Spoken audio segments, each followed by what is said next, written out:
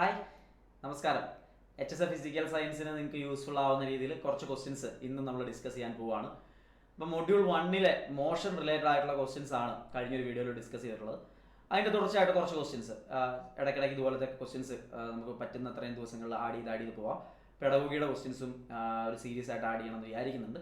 അപ്പോൾ നമുക്കത് മുമ്പോട്ട് നിങ്ങളിലേക്ക് എത്തുന്നതായിരിക്കും. തീർച്ചയായിട്ടും വരുന്ന ദിവസങ്ങളിൽ അത് എത്തുന്നതായിരിക്കും. ഇവിടെ എന്തായാലും HSF ഫിസിക്കൽ സയൻസിൻ്റെ മൊഡ്യൂൾ 1 ക്വസ്റ്റ്യൻ ആണ് നമ്മളിപ്പോൾ ഡിസ്കസ് ചെയ്യാൻ പോകുന്നത്. ഒന്നാമത്തെ ചോദ്യം, അഭികേന്ദ്ര ത്വരണം എന്ന് പറയുന്നതിൻ്റെ ഇക്വേഷൻ പലപ്പോഴും ഡയറക്റ്റ് ആയിട്ട് നമുക്ക് ഇതിനു മുമ്പത്തെ HSIകളിൽ ചോദിച്ചു കണ്ടിട്ടുണ്ട്. അപ്പോൾ അഭികേന്ദ്ര ത്വരണത്തിൻ്റെ ഇക്വേഷൻ എന്ന് പറയുന്നത് v²r ആണോ, v/r ആണോ, ω²r ആണോ, ω/r ആണോ? അഭികേന്ദ്ര ത്വരണം, സെൻട്രിപെറ്റൽ ആക്സലറേഷൻ എന്ന് പറയുന്നത് നമുക്കറിയാം. സെൻട്രിപെറ്റൽ ഫോഴ്സ് എന്ന് പറയുന്നത് mv²r ആണ്. അതിൽ m അല്ലേ, കഴിഞ്ഞിട്ട് പിന്നെ ആരാ വരുന്നത്? എ ആണ്. F=ma ആ എ എന്ന് പറയുന്നത് ഇവിടുത്തെ സെൻട്രിപെറ്റൽ ആക്സലറേഷൻ ആണ്. അങ്ങനെയാണെങ്കിൽ v²r എന്ന് പറയുന്നതാണ് സെൻട്രിപെറ്റൽ ആക്സലറേഷൻ്റെ ഇക്വേഷൻ ആയിട്ട് ഇവിടെ കൊടുത്തിരിക്കുന്നത്. പിന്നെ ω²r എന്നൊക്കെ പറയുന്ന ഇക്വേഷനിലേക്കൊക്കെ നമുക്ക് മാറ്റി എഴുതാൻ പറ്റും. NCERT ടെക്സ്റ്റ് ബുക്കിൽ തന്നെ 3 ഇക്വേഷൻസ് അവിടെ കൊടുത്തിട്ടുണ്ട്. അപ്പോൾ പ്രധാനപ്പെട്ട ഇക്വേഷൻസുകളൊന്ന് പഠിച്ചു പോകുന്നത് നന്നായിരിക്കും. അടുത്ത ഒരു ചോദ്യം നോക്കൂ, വാല്യൂസ് ചോദിക്കാറുണ്ട്. PSC ആവർത്തിക്കുന്നത് ഇപ്പോൾ പ്ലാങ്ക്സ് കോൺസ്റ്റന്റിന്റെ വാല്യൂ, അങ്ങനത്തെ വാല്യൂസ് ഒക്കെ ഇതിനു മുമ്പ് HSF ഫിസിക്കൽ സയൻസിന്റെ ക്വസ്റ്റ്യൻ പേപ്പർ നോക്കിയാൽ നിങ്ങൾക്ക് കാണാൻ പറ്റും. അങ്ങനെയാണെങ്കിൽ ഒരു കലോറി എന്നാൽ അത് 4.186 ജൂളാണോ, അതോ 3.816 ജൂളാണോ, 4.816 ജൂളാണോ, 4.618 ജൂളാണോ? അപ്പോൾ എല്ലാം ഒരുപോലെ ഇരിക്കുന്ന വാല്യൂസ് ആണ് അല്ലേ തന്നിരിക്കുന്നത്. അങ്ങനെയാണെങ്കിൽ അതിൽ ഏതാണ് ഒരു കലോറിയുടെ ജൂളിലുള്ള വാല്യൂ എന്ന് പറയുന്നത്? അത് 4.186 ജൂളാണ്. 4.186 ജൂളാണ് ഒരു കലോറിയുടെ ജൂളിലുള്ള വാല്യൂ എന്ന് പറയുന്നത്. ഇനി പവർ എന്ന് പറയുന്നത് ഒരു അദിശ അളവാണോ, ഒരു സദിശ അളവാണോ, ഇവ രണ്ടുമാണോ, അതോ ഒന്നുമല്ലേ? ഞാൻ നേരത്തെ പറഞ്ഞിട്ടുണ്ടെന്ന് എൻ്റെ ഓർമ്മ. വർക്ക് എന്ന് പറയുന്നതും എനർജി എന്ന് പറയുന്നതും പവർ എന്ന് പറയുന്നതും എല്ലാം, വർക്കും എനർജിയും പവറും ആ ചാപ്റ്ററിൻ്റെ പേരിലുള്ള ഫുൾ ആൾക്കാരും എന്ത് തന്നെയാണ്?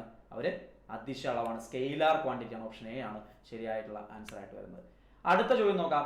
നക്ഷത്രാന്തര സ്ഥലത്തിലൂടെ, ഇന്റർസ്റ്റെല്ലാർ സ്പേസിലൂടെ സമപ്രവേഗത്തിൽ സഞ്ചരിക്കുന്ന ഒരു ശൂന്യാകാശ പേടകത്തിന്റെ പ്രവേഗം 300 മീറ്റർ/സെക്കൻഡ് ആണെങ്കിൽ അവയിൽ ബാഹ്യബലം 0 ശൂന്യതയിലൂടെ ഒഴുകി നടക്കും, സമപ്രവേഗത്തിൽ സഞ്ചരിക്കും, തെറിച്ചു പോകും, നിശ്ചലമായിരിക്കും.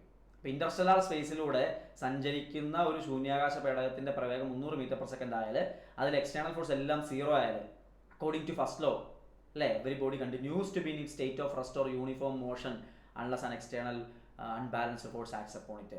പുറത്തുനിന്നൊരു ബാഹ്യബലം അനുഭവപ്പെടുന്നത് വരെ അതേപോലെ തന്നെ പോകും. അങ്ങനെയാണെങ്കിൽ ബാഹ്യബലം 0 ആണെങ്കിൽ ഈ ശൂന്യാകാശ പേടകം എങ്ങനെ തന്നെ പോകും? 300 മീറ്റർ/സെക്കൻഡ് സ്പീഡ് ഇപ്പം നിലവിലുണ്ടെങ്കിൽ, വെലോസിറ്റി ഇപ്പോൾ ഉണ്ടെങ്കിൽ, തീർച്ചയായിട്ടും അയാൾ എന്ത് ചെയ്യും? ആ സമപ്രവേഗത്തിൽ സഞ്ചരിച്ചുകൊണ്ടിരിക്കും. ഇപ്പോൾ ശൂന്യതയിലൂടെ ഒഴുകി നടക്കുമെന്നും ചിന്തിക്കരുത്.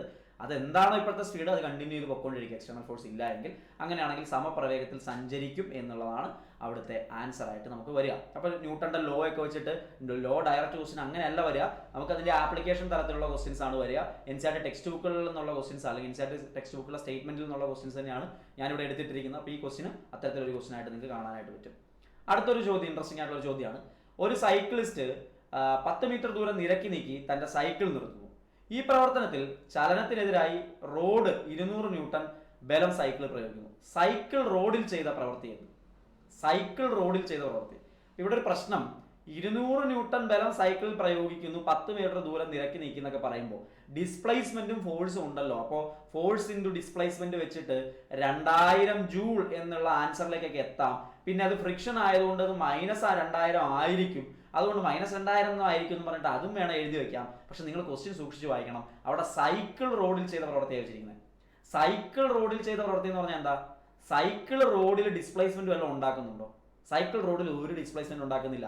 റോഡാണ് സൈക്കിളിൽ ഡിസ്പ്ലേസ്മെന്റ് ഉണ്ടാക്കിയത് അല്ലേ, ഫ്രിക്ഷൻ കൊടുത്തിട്ട്. സ്റ്റിൽ അവരുടെ ഒരു നെഗറ്റീവ് വർക്ക് അവിടെ നടക്കുന്നുണ്ട്.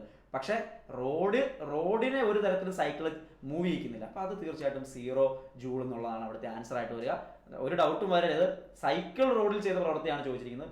റോഡ് സൈക്കിളിൽ ചെയ്ത പ്രവൃത്തി എന്ന് ചോദിച്ചിരുന്നെങ്കിൽ -2000 ജൂൾ ആകുമായിരുന്നു ആൻസർ. അപ്പോൾ ഒരിക്കലും അത് മാറിപ്പോവാതെ, ആൻസർ തെറ്റിപ്പോവാതെ ഇരിക്കണം എന്ന് ഓർത്തിരിക്കുക. ഞാൻ കണ്ടിന്യൂസ് ആയിട്ട് വീഡിയോസ് അപ്ലോഡ് ചെയ്യാൻ ശ്രമിക്കുന്നതാണ്, സമയം കിട്ടുമ്പോൾ എടുക്കുന്നുണ്ട്. അപ്പോൾ കൂടുതൽ ക്വസ്റ്റ്യൻസ് വീണ്ടും നമ്മൾ ഓരോ ദിവസവും കുറച്ച് ക്വസ്റ്റ്യൻസ് ഒക്കെ വെച്ചിട്ട് ഡിസ്കസ് ചെയ്ത് പോകാവുന്നതാണ്. വീണ്ടും കാണാം. എല്ലാ ആശംസകളും. നന്നായി പ്രിപ്പയർ ചെയ്യുക. വീണ്ടും കാണാം.